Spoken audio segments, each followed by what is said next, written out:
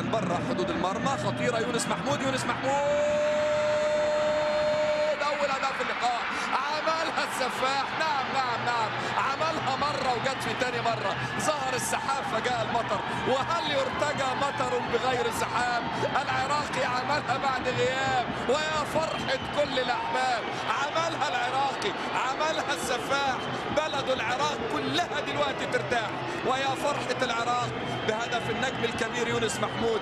السفاح اخترق، السفاح انطلق، وبفارق السرعة والقوة والرشاقة والأناقة يأتي للعراق بالاستفاقة. فارق قوة، فارق رشاقة، فارق أناقة. واحد من أهم مواليد منطقة الجزاء، يسجل ثالث أهدافه تاريخيا في كؤوس الخليج. هداف آسيا، ثاني أفضل لاعب في قارة آسيا، هداف المنتخب العراقي، قائد المنتخب العراقي، صاحب هدف الفوز للعراق بكأس آسيا في مرمى المنتخب السعودي، هداف الدوري القطري 3 مرات، بطل، نجم كبير، نجم عظيم يتحمل المسؤولية. يقدم أول أهداف اللقاء هدية ليهيمن الصمت على مدرجات البحرين، بينما فرحة للمنتخب العراقي نور صبري أمام حسين بابا.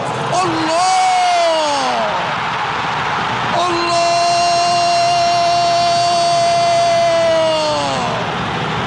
الله الله الله الله الله الله